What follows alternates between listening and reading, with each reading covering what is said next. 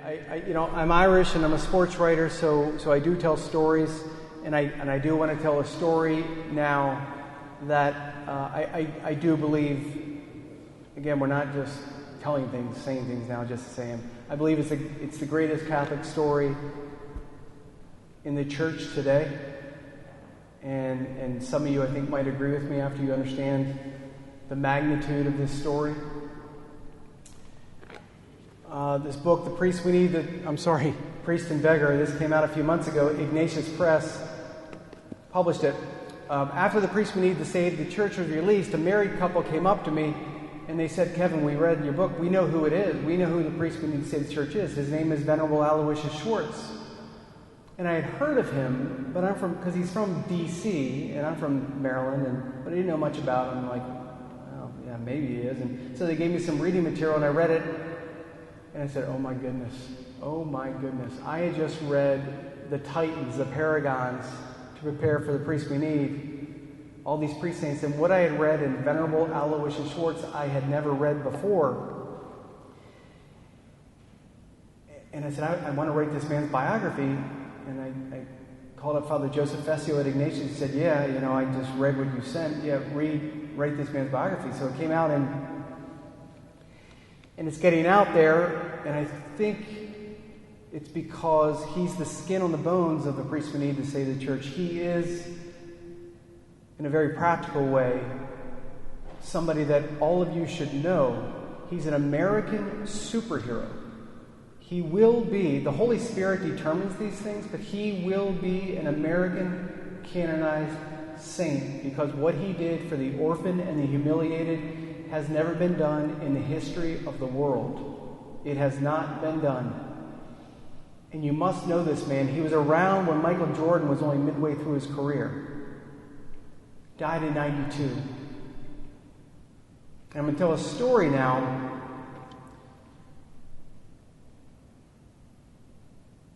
that is of Mary. It's a story that you guys might have told your kids 30, 40, 50, 60 years ago. You tucked them into bed and told them a story, and they fall asleep with a smile on their face. This is a bedtime story that kids love to hear, but except this one is true. In 1933, a peasant girl in Venlo, Belgium, it's a town, a little podunk town on the western side of Belgium, pressed her nose up against the window pane on a cold night in December, and she said, "My goodness, that light is coming towards me." It finally settled over the onion patch. Her dad had a family of 12, no money in the house in this tiny town. He had abandoned the Catholic faith after the World War I. The whole town really abandoned the faith. The town was just kind of desponding, and Mary appeared smiling, and that was the first of 8 apparitions of this approved apparition, of this obscure apparition, where Mary said, "I am the Virgin of the poor. I have come to relieve the suffering. I have come to relieve the humiliated." Mary was smiling.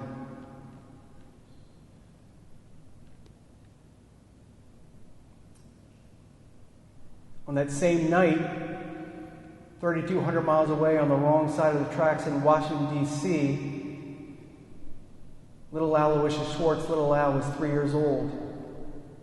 And he said, that's when Mary began to call me on that night. That's when Mary called me to become a priest. That's when my ears began to burn. She was calling me to this site in Belgium.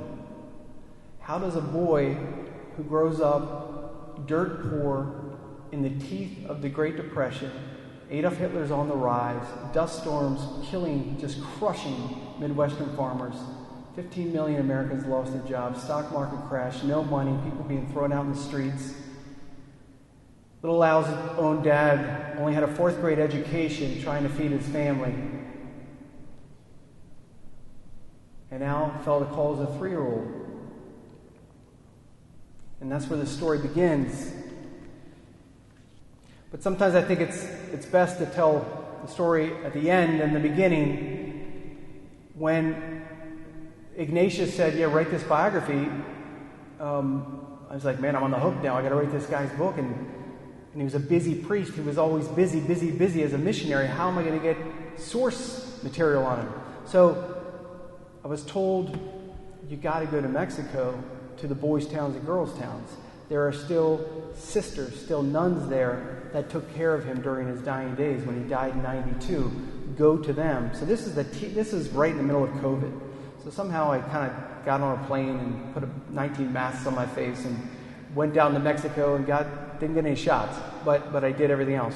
And I got off, and I spent the next 3.5 weeks there in this. Again, we'll go to Ephesus. This is like Ephesus, a place, a humble kingdom of resurrection. 3,300 girls in this Catholic girls' town. I roll in, the gates open. It's in this dangerous town, Chalco, Mexico, about 45 minutes outside of Mexico City. And I get out, and I see Sister Margie, the Mother Superior. She said, Kevin, I know why you're here. I know you want to write about Father Al's life. If you want to really start this sort of journey, this pilgrimage to understand Father Al, show up tomorrow at 9 a.m. Then you'll begin to know who this Father Al is and who he was and who he's been to over 170,000 children that were left to die on the streets, that were sexually abused. They got caught up in the devastation of poverty, where they plow fields at the age of 7 and 8 barefoot and go home, no food on the table, with an alcoholic father screaming at the wife and the touchy-feely uncle next door trying to do things unspeakable. 170,000 children throughout the world have been pulled into these humble kingdoms of resurrection. Korea, Philippines, Brazil, Guatemala, Honduras, Mexico, Tanzania, all because of this man. So the next day I showed up, and there's 12 girls looking very smiley and happy, and they got their white blouses on, their blue skirts. And they started to speak to me one after the other, and I no longer saw them as 12 happy girls. I saw them as 12 broken apostles. And Zyra was the first one that came up to me. She told me that she was once chased an hour up a mountain by a human trafficker, her village by the sea being full of such monsters. Her grandfather, with whom she lived, was drunk most nights. Zyra said, I would kneel in front of the statue of Mary and pray that the fights and the drinking would stop.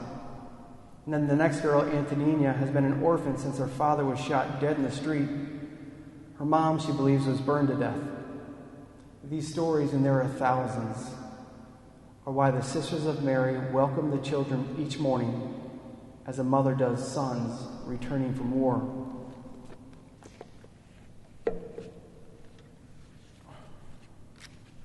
These sisters, we'll just stick with Chalco, Mexico right now. Guadalajara is about 6 miles up. That's where Boys Town is. 2,600 boys, Guadalajara. Chalco, 3,300 girls. These sisters, we'll go back to beloved John, climbing the mountains. Here's what they do. They walk 2 by 2 of the most dangerous mountains in the world, literally. Guerrero, Oaxaca, Veracruz. 2 by 2, and they slit the seams of human traffickers, murderers, MS-13, drug kingpins, slave traders of adolescents, teenagers. They walk up these mountains 2 by 2, and it's almost like they look for the banging from the inside of tombs. Those are where the most vulnerable are, most that don't have a mom and dad in the home. Some have a parent. But it's like these sisters find the most vulnerable home. It's not a home. It's a shack. It's a hut. It's a lean-to. And on top of this mountain, it's like they lift the tomb up. And they look down. And the 12-year-old girl or the 12-year-old boy look up with their eyes. And the sisters say, it's that 2,000-year-old, most beautiful poetry from 2,000 years, come, follow me. And the kids say, I can't, they won't let me. My uncle will take me down. My uncle's my boyfriend. My stepdad will kill you. follow me. I can't, sister. I can't. Come follow me. I will lead you. They grab these girls and grab these boys by the hand. And if there is a parent in the home that's intentional and Catholic and still has that reverence for Lady Guadalupe, and again, this is not just Mexico. It's over in the Far East. It's in Africa. But in Mexico, if they have that reverence for Lady Guadalupe and they love the faith, and the sister says, can we take her? And the mom and the dad says, my God, sister, we've been begging for this day. We've been praying for you to rescue our child. Take her down the mountain. And down the mountain they go, past the drug kingpins and MS-13 and human traffickers. And the bad guys say, stop, don't touch them. They are good, we are bad. Let that one go. And they take these kids, these Lazaruses, pulled from the tomb. You were dead, now you will live. And it becomes a divine paradox. They take them into these boys' towns and girls' towns, where for 5 years they are catechized, they are educated, they are loved, they are prayed with every night throughout the world at 7 o'clock. The rosary plays like a beehive of thousands of bees. Mass, spiritual direction. They learn the life of the saints. Their soul becomes Catholic. They are sanctified by Catholicity. These sisters say, now we will die and you will live. I am now Simon of Cyrene. Give me your cross, because you cannot leave 5 years from now and go to universities and workplaces. You cannot go back to your old village with this blue whale-sized wound that was shot into you, because that is a lie. Put that sign down. Put it on the ground. You are not that kind of girl. That was done to you. And I will take a scalpel and I will carve and I will carve and I will carve and I will carve until I can finally hold up that day where it happened, where your purity was stolen. And I will say, do you want to walk? And when you finally say yes, we're going to put it down and I'm going to lead you. So one day when you leave, you can become an orchestral musician, a professional athlete. You can become a lawyer, a teacher, a doctor, a carpenter, a mechanic, a priest, and a nun. It's the best stinking Catholic story in the world, because every year between 5,000 and 7,000 kids graduate, and they shoot out into this world that we just spoke about in the previous talk as bright hallelujahs of hope for a world that does not know what was done to them. They do not know that they were pulled out of a tomb and given life. And when they see the ideologies at the university, when they cram it down their throats, or when they try to, when they speak of a new way, these kids say, no, you don't understand what these sisters and Father Dan Leary did for me. I was dead. I was on the side of the road like leftover war shrapnel. They stuck me on their back like Atlas and carried me down, and they shot the Catholic soul into me. You can say nothing to me about this evolved church, this evolved world, this society, this culture. I know truth, and I will bring it to you. Look into my eyes. I know it. And let me lead you. They are fearless, and they're fearless because Father Al Schwartz was fearless.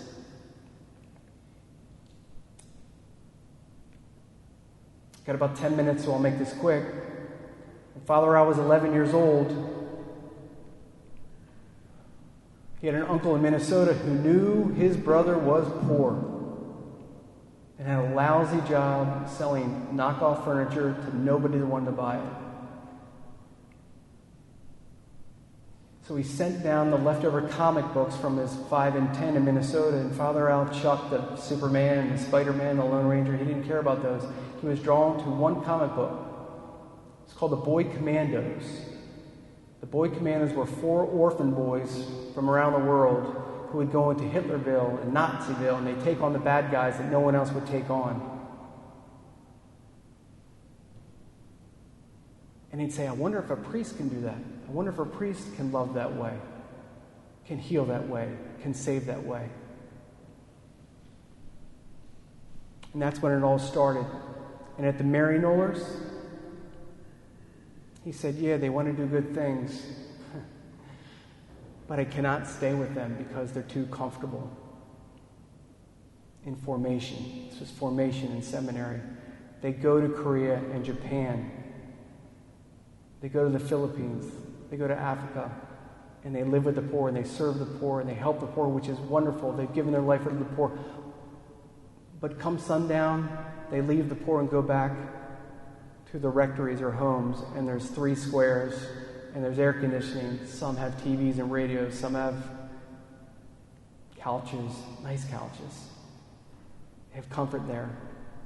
And I cannot be with them because I want to be Jesus, the starved man on the cross, the poor man of Nazareth. I must live not on the periphery of the poor. I must live and be and serve inside the poor. I must become poor because the poor is what Jesus chose. Jesus chose to be poor because the poor were the rich. The poor were the chosen ones. He became the first seminarian in the history of the Maryknollers to say, I don't want you. Can't do this. Everyone in his family, everyone said, don't go. You're making the dumbest mistake of your life. The Maryknollers are the king of the hill. You got straight A's. They got big plans for you. I'm hopping a ship. Mary calls. 1953. Mariette Becco, that little peasant girl from Benoit, she's probably a 45-year-old girl now at this point. Father Al hears about this little apparition site, and he starts to hitchhike and take trains to this little podunk town. It always reminded Father Al of Nazareth or Ars. And we go off about 2 hours east, get off the train or thank the guy for the ride, and he would lay prostrate. And he'd say, Mary, you've called me from D.C. my entire life. Finally, I'm here. I am now your slave. Almost like Louis de Montfort. You carry the whip hand. I offer my entire priesthood as your slave. I will not take a day off. I give you everything. Mary, you revealed yourself to Mariette as a version of the poor. I will go to the poor, and I will become poor. In 1957, he raised his hand and said, send me to the worst place in the world. And his rector said, what are you talking about? Send me to the worst place? I'd like to go to the worst place. Well, the war just ended in Korea. All right, well, do they need priests? Yeah, I think they do need priests. So he goes to Korea and he gets off the train in the southern peninsula and he sees a dystopian novel. Orphans that are rubbing their diseased limbs up against people to steal their money. He sees beggars and homeless women that were impregnated by American soldiers that had children. They were rejected, so they lived under bridges together. And orphans were on the streets, left to die like shrapnel left over from the war. And lepers and tubercular living on these mountains. It's a very mountainous region. You could hear just this cacophony of coughs, just coughs, where they would go to die. And one by one, Father Al said, I don't know your language, but I'm going to climb the mountain. You will not die up here. I don't know your language, but look into my eyes. I carry Jesus Christ within me. I'm a priest of God. I will bring you down this mountain. You are the chosen one. You have dignity. I will bring you down. And I will show you the face of God. And I will show you that you deserve love. Within 12 years, all of South Korea is resurrected. At the age of 37, he was building and running 7-story hospitals. Doctors, I got your salary. Patients, you don't pay a dime. 7 or 8 hospices all over South Korea. Elementary schools he built in the slums. You will go for free, kids. Tuberculariums, leprosariums. Mary, I'm your slave. What's next? The cardinal from the Philippines called him. I know you're trying to remain unnoticed, Father Al, and you're working hard, but the cat's out of the bag. You're bringing South Korea to the Catholic faith like it's never been brought before. You're saving tens of thousands of lives. Come to the Philippines. We're worse than the Korea. You've rebuilt Korea. Goes to the Philippines, does the same thing. First days in the Philippines, the cardinal was very smart, Cardinal Sin. He took him up this mountain called Smoky Mountain, where 20,000 people live in debris all day long. Sanitation trucks dump their trash, and kids who are naked, have no clothes. Their parents send them to the dumps because they're more nimble and agile. And Father Al's up looking at this take place, and he begins to cry because he sees that these kids are risking puncturing their feet on broken glass and shards of glass and nails and rusty nails, and reaching in and hurting themselves.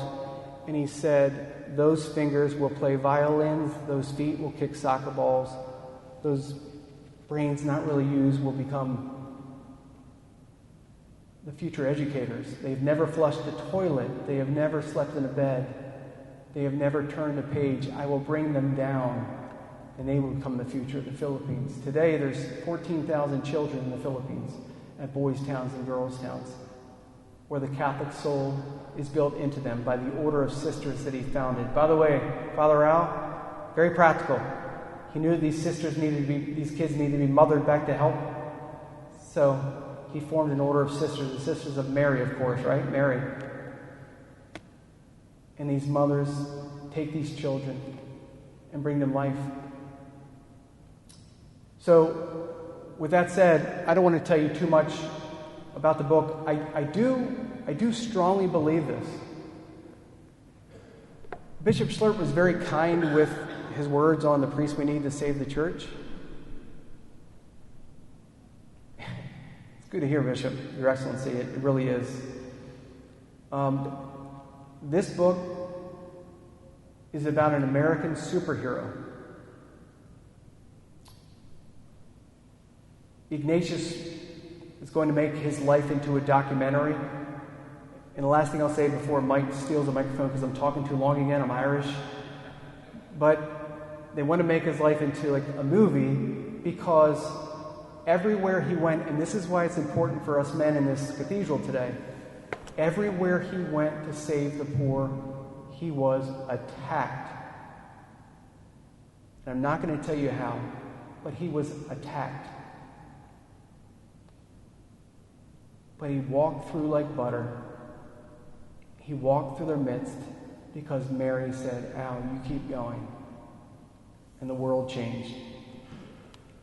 Last thing I'll say, in 92 he got ALS, or 89 he got ALS, Lou Gehrig's disease.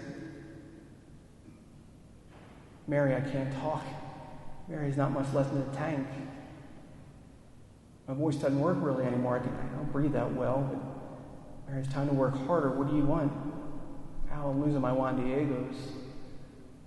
Poverty is crushing the Mexicans. Come west. Mary called and Al went. He died, he vanished, he disappeared in Mexico. But the sisters that saw courage, that saw fearlessness, that saw his unblinking eye for the poor, said, Al, we got it. And they grabbed the baton out of his hand on March 16th, 1992. And they went all over the world and said, we will continue. If it strikes you, please consider supporting what I believe the greatest Catholic mission in the world for one reason.